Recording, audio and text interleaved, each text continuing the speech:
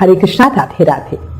अपनी पिछली वीडियो में आपको चातुर्य मास क्या होता है, क्यों चातुर्य मास इतना शुभ है, भगवान का सोना क्या होता है, भगवान क्यों सोते हैं, चातुर्य मास व्रत में हमें क्या क्या करना चाहिए, क्या काम नहीं करना चाहिए, इन सब विषयों पर संपूर्ण जानकारी दी थी। आज इस वीडियो में हम चातुर्य मास में किन किन नियमों का पालन कर सकती हैं, चातुर्य मास व्रत के नियम क्या है, इन सब पर चर्चा करेंगे। देखो, अपनी पिछली वीडियो में ये तो हमें समझ आ गया है कि चातुर्य मास बहुत ज्यादा फलकारी समय होता है। इस समय में हमें ज्यादा से ज्यादा धार्मिक कार्य करने चाहिए, पर शुभ मांगलिक काम नहीं करने चाहिए। एक बात आपको बताती हूँ, चातुर्य मास व्रत जो होता है वो जीवन में तुरंत ही प्रभाव डालता है, मन की इच्छा पूरी करता है। चातुर्य मास व्रत का महत्व देव ऋषि नारद जी ने बताया था। वो कहते हैं कि मैं चातुर्य मास व्रत के प्रभाव से ही दासी पुत्र से देव ऋषि नारद हुआ। उनकी कथाओं में हमें यह वर्णन मिलता है कि वो अपनी मां के साथ रहते थे। चातुर्य मास में जब सभी साधु संत एक जगह निवास करते थे, वो उस समय उनकी सेवा किया करते थे, जिससे उन्हें ब्रह्म तत्व प्राप्त हुआ और वो देवताओं के ऋषि देव ऋषि बन गए। चातुर्य मास व्रत बहुत ही प्रभावशाली, पुण्यदायी और मन की इच्छाओं को पूरा करने वाला व्रत है। ये 4 महीने का व्रत होता है, इसलिए इसमें संयम की बहुत ज्यादा जरूरत होती है। चातुर्य मास में भगवान विष्णु की प्रतिमा को शयन करवाया जाता है। भगवान विष्णु के अलावा किसी और भगवान को शयन नहीं करवाया जाता। कई लोग कहते हैं कि भगवान कृष्ण या लड्डू गोपाल को शयन करवाएं, तो नहीं, बिल्कुल नहीं, उन्हें शयन नहीं करवाया जाता। आषाढ़ मास के शुक्ल पक्ष की देव शयनी एकादशी को भगवान विष्णु को शयन करवाएं और कार्तिक मास शुक्ल पक्ष की देव उठनी एकादशी पर भगवान को निद्रा से जगाया जाता है। यह हमारे शास्त्रों में प्रमाणित है। अगर भगवान विष्णु की प्रतिमा नहीं है तो हम सिर्फ पूजा करेंगे। आप भगवान विष्णु की फोटो की पूजा कर सकते हो, पर फोटो को शयन नहीं करवाते हैं। आप अपने मन में भगवान को धारण करके मानसिक रूप से भी उन्हें शयन करवा सकते हो। देव शयनी एकादशी की सुबह पूजा के समय ही चातुर्य मास व्रत का नियम लेना चाहिए। आप चातुर्य मास में जो भी करना चाहते हो, उसका नियम ले रहे हो, वो संकल्प के साथ एकादशी पूजा के बाद कहेंगे। जो भी साधक इस चातुर्य मास व्रत का हर साल पालन करते हैं, वो सूर्य के समान कीर्तिमान होकर विमान पर बैठकर बैकुंठ में जाते हैं। अब प्रश्न आता है कि चातुर्य मास व्रत क्या है, इसके नियम क्या है। तो देखो, चातुर्य मास में हमारे बहुत सारे नियम होते हैं जो हर कोई पूरी तरह नहीं निभा पाता, बट हम अपनी सुविधा के अनुसार कितने भी नियम ले सकते हैं। तो मैं आपको थोड़ी सी डिटेल बताती हूँ कि व्रत के नियम क्या है, और अगर आप व्रत नहीं कर सकते, चातुर्य मास के 4 महीनों का व्रत नहीं कर सकते, तो आप और क्या क्या कर सकते हो। ठीक है, तो इसकी पूरी डिटेल बता रही हूँ। देखो, इस चातुर्य मास में हमें अपनी इच्छा और समर्थ के अनुसार कोई भी नियम लेना चाहिए, बट ऐसा नहीं कि इसको ऐसे ही छोड़ दो। बहुत ही फलकारी, पावन और धार्मिक समय होता है, तो इसका उपयोग जरूर करना। चातुर्य मास में शुद्ध सात्विक भोजन का नियम ले सकते हैं। कोई लोग हैं जो नॉनवेज खाते हैं या प्याज लहसुन खाते हैं, तो वो नियम ले सकते हैं कि इन 4 महीने हम उसका त्याग करेंगे। किसी भी तरह का तामसिक राजसिक भोजन छोड़ दें। प्याज लहसुन मांस मदिरा कुछ नहीं खाना। मेनली सावन में और कार्तिक महीने में प्याज लहसुन बैंगन मसूर की दाल मूली, इनका त्याग करना चाहिए। इसी में एक नियम है जिसमें साधक चातुर्य मास व्रत करते हैं और एक समय खाना खाते हैं। इसे एक भुक्त व्रत कहा जाता है। खाना आप सुबह या शाम किसी भी समय का नियम ले सकते हो। खाने में सात्विक खाना खाएंगे, बिना प्याज लहसुन का। साथ ही याद रखना, इन 4 महीनों में जब भी एकादशी होगी, तब दशमी और द्वादशी को दिन में सात्विक भोजन खाएंगे और एकादशी को अन्न नहीं खाएंगे। इस व्रत में दिन में फल जूस आदि ले सकते हैं, पर अन्न और नमक दिन में एक ही बार खाते हैं। अगर एक समय भोजन का नियम ले रहे हो, तो शाम की पूजा के बाद तारों को अर्घ देकर भोजन का नियम भी ले सकते हो। मतलब अगर आपको लगता है कि आप दिन में भोजन करोगे तो वो एक अलग नियम है। अगर आप रात में भोजन का नियम ले रहे हो, तो फिर आप तारों को अर्घ देकर भोजन करें। एक और बात, खाना चुप रहकर खाना चाहिए। जो मनुष्य मौन होकर भोजन करता है, वह कभी दुख नहीं पाता। चातुर्य मास के इन 4 महीनों में मौन रहकर भोजन करने वाले राक्षस को भी स्वर्गलोक की प्राप्ति होती है। इसके अलावा चातुर्य मास व्रत के नियम में हम पत्तल पर भोजन करेंगे, स्पेशली पलाश के पत्तों पर। ये बहुत बहुत पुण्यदायी होता है। इसके अलावा जो चातुर्य मास व्रत होता है, इसमें हम नियम लेते हैं कि पूरे 4 महीने हम काले और नीले कपड़े नहीं पहनेंगे। चातुर्मास व्रत में और भी अलग अलग तरह के व्रत होते हैं। जैसे अभी जो मैंने बताया वो तो एक समय भोजन करने का व्रत है। इसी में होता है जो कई साधक कड़ी तपस्या करते हैं, कड़ी साधना करते हैं, वो नियम लेते हैं कि एक दिन छोड़कर फिर एक दिन खाना खाएंगे। मतलब वो खाना एक समय ही खाते हैं, पर जैसे रोज खाने की जगह एक दिन छोड़ते हैं और दूसरे दिन खाते हैं। मतलब जैसे आप एग्जाम्पल समझो, 1 तारीख को पूरे दिन का व्रत किया, 2 तारीख को एक समय खाना खाया, फिर 3 तारीख को पूरे दिन का व्रत किया और फिर 4 तारीख को एक समय का खाना खाया। ये मैंने आपको एग्जाम्पल बताया है। इसीलिए कुछ लोग बिना मांगे भोजन का नियम भी लेते हैं। इसे अयचित व्रत कहते हैं। इस व्रत में कुछ भी चीज मांग कर नहीं खाते। मतलब जैसे समझो, एक एग्जांपल देती हूँ, आप खाना खा रहे हो और खाना आपकी बहू या बेटी कोई बना रहा है, तो उसे हम ये नहीं कहेंगे कि एक रोटी और ला दो या पानी ला दो या नमक ला दो। जो सामने आएगा वो वैसा हमें खाना होता है। एक और व्रत होता है जिसमें 3 रात व्रत करते हैं, फिर 4th डे पे खाना खाते हैं, या 5 रात का व्रत करते हैं और फिर 6वें दिन खाना खाते हैं। इस तरह व्रत नियम कड़े करके बहुत सारे लोग ऐसे भी व्रत करते हैं। पर आजकल जैसा कि कलयुग है, लोगों के शरीरों में जान ही नहीं है, एक दिन का व्रत भी उन्हें बहुत भारी पड़ता है। इसलिए अपने शरीर के हिसाब से व्रत करो, जैसा आपको ठीक लगे। अब अगर साधक इस तरह से व्रत नहीं कर सकते तो चातुर्मास के विशेष दिनों के व्रत का नियम भी ले सकते हो। जैसे चातुर्मास की एकादशी हो गई, पूर्णमासी हो गई, ऐसे में भी आप व्रत कर सकते हो। अगर संभव हो तो चातुर्मास में जो वीरवार आते हैं, जो कि भगवान विष्णु का ही दिन माना जाता है, उसका व्रत करना भी बहुत शुभ होता है। अब ये तो हो गई चातुर्मास व्रत की चर्चा। इसके अलावा हम और क्या नियम ले सकते हैं? व्रत हर कोई खाना तो नहीं छोड़ सकता ना। तो अगर साधक कहता है, क्योंकि आजकल बीमारियां भी इतनी हैं, बिना खाए एक ही दिन में कमजोरी आ जाती है, तो अगर आप ये व्रत का नियम नहीं ले सकते तो और 4 महीनों में क्या कर सकते हो? देखो, धाम का वास ले सकते हो। मतलब कई लोग ब्रज में जाकर चातुर्मास निवास करते हैं। अगर आप पूरे चातुर्मास ब्रज में निवास नहीं कर सकते तो चातुर्मास के पहले दिन ब्रज में जाएंगे, वहां 1 रात रुकेंगे, फिर चातुर्मास समाप्ति तक जिस दिन खत्म हो रहा होगा उस दिन ब्रज में जाएंगे और 1 रात रुकेंगे। इस तरह आपका पूरा चातुर्मास धाम में वास माना जाएगा। अच्छा, इसके अलावा सूर्योदय से पहले स्नान का नियम ले सकते हो। स्नान के बाद भगवान की पूजा और सूर्य नारायण भगवान को जल अर्पित करेंगे तो इससे हमें और ज्यादा पुण्य फल की प्राप्ति होगी। रोज भगवान की परिक्रमा करने का नियम ले सकते हो। रोज दिन से हवन करने का नियम ले सकते हो। घर में हम खुद आसानी से हवन कैसे कर सकते हैं उसका वीडियो ऑलरेडी चैनल पे है, प्लीज आप नीचे डिस्क्रिप्शन में देखना। अच्छा, एक और चीज बताती हूँ। ऐसा भी कहा जाता है कि चातुर्मास के दौरान जो व्यक्ति अपनी जिस भी प्रिय वस्तु का त्याग करता है उसे वो वस्तु अक्षय यानी जन्म जन्मों के लिए प्राप्त हो जाती है।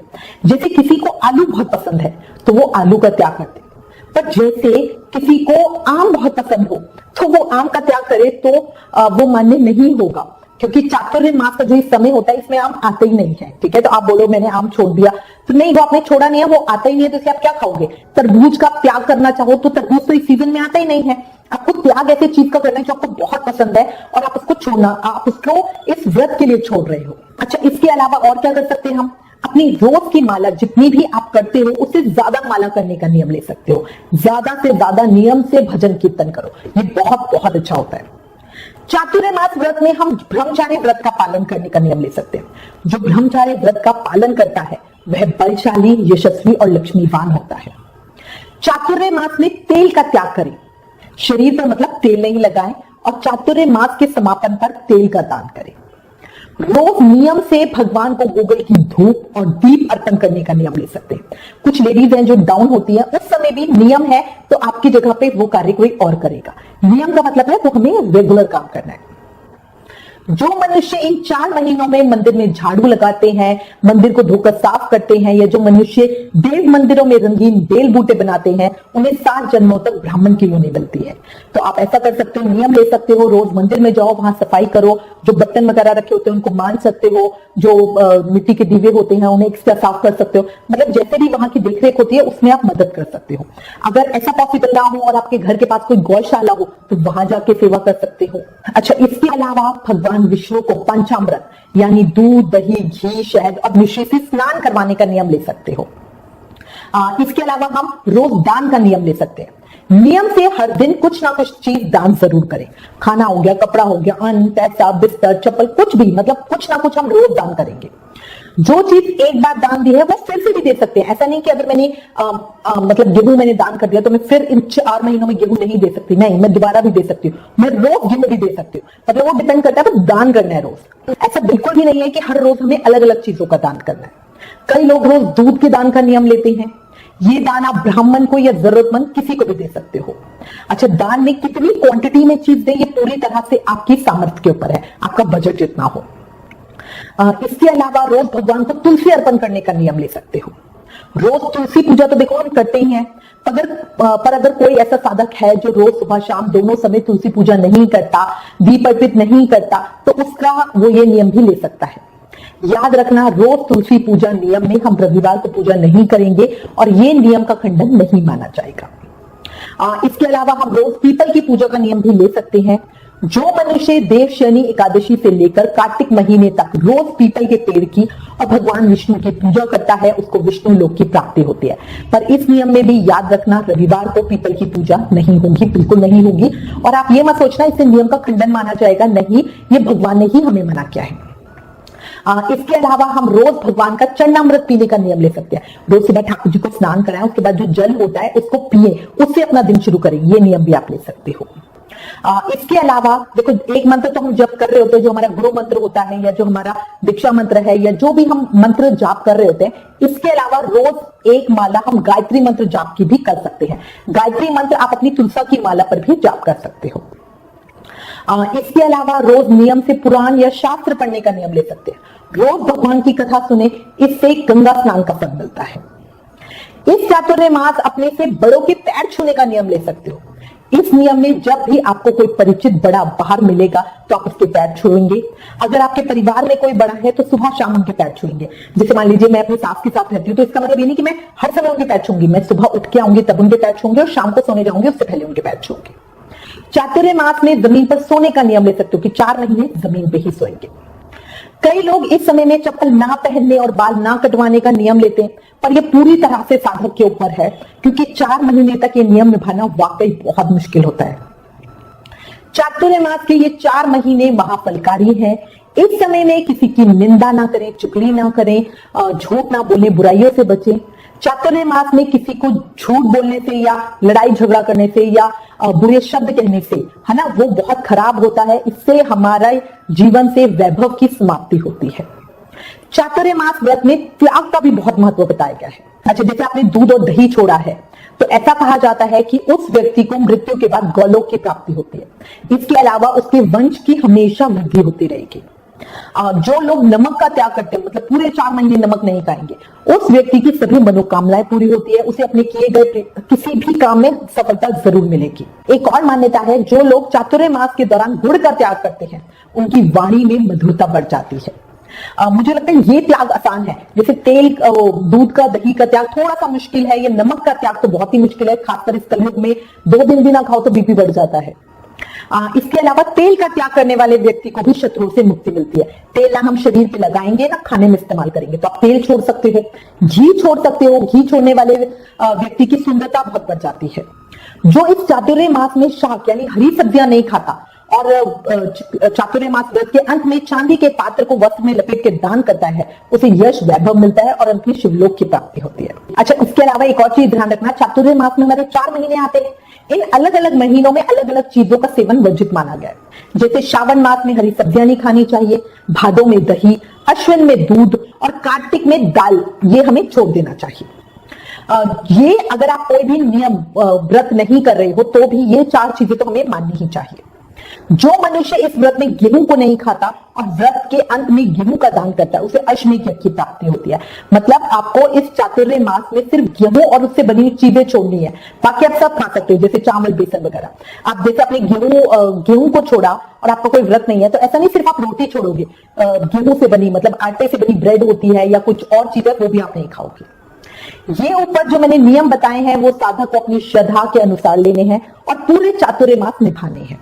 आप कितने भी नियम ले सकते हो, पर नियम लेना वही जो आप निभा सको, क्योंकि इन महीनों में 30 त्योहार बहुत होते हैं। दिवाली पे घर की सफाई करनी है, तो मतलब नियम ऐसा लेना जो आप पूरे पक्के होकर निभा सको, तभी उसका उत्तम और पूरा फल मिलेगा। इन नियमों को पूरे जो भी आप नियम लोगे उन्हें पूरे चातुर्मास निभाना होता है और अंत में उद्यापन के रूप में पूर्ति करनी होती है। तो उद्यापन का कुछ ज्यादा काम नहीं होता, वो मैं आपको बाद में बता दूंगी।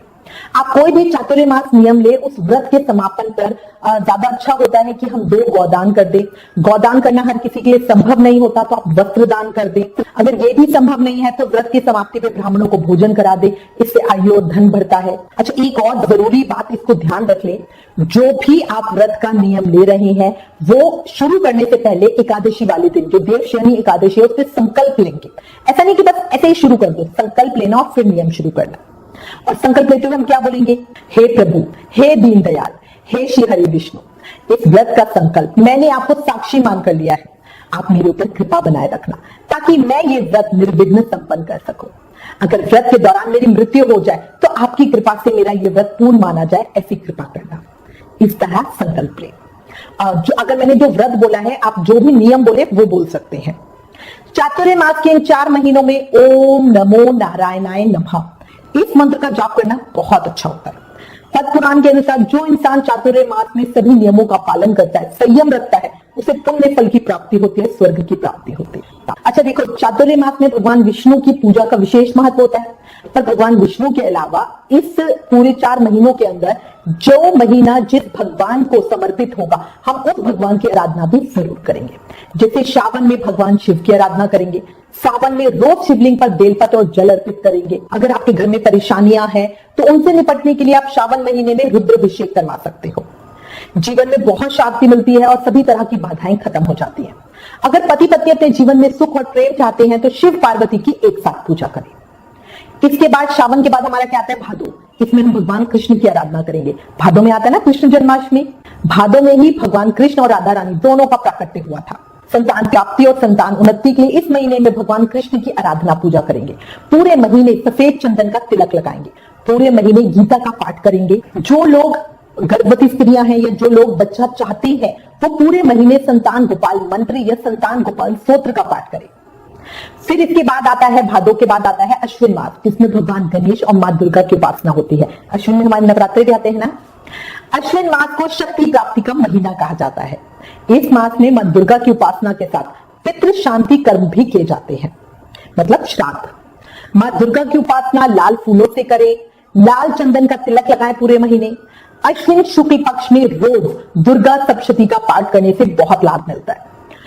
अगर मान लीजिए किसी का मुकदमा या विवाद चल रहा हो तो पूरे महीने देवी के 32 नामों का पाठ करें।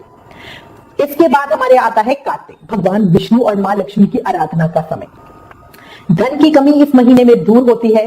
तुलसी और शालग्राम जी की पूजा आराधना होती है। इसी महीने में तुलसा विवाह होता है ना। अच्छा, एक और चीज कहूंगी, जो भी मैंने दान बताया है कि दान करना बहुत अच्छा होता है, वो वेद पाठी धार्मिक ब्राह्मण को देना है या किसी वाकई जरूरतमंद को देना है।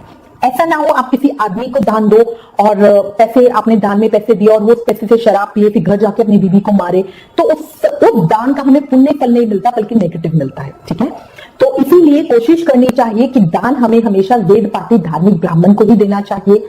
मदपान करने वाला, शराब पीने वाला, अधर्मी, शास्त्रों का निरादर करने वाला, झूठ बोलने वाले ब्राह्मण को दान नहीं देना चाहिए। इससे हमें उल्टा पाप लगता है, नरक की प्राप्ति होती है।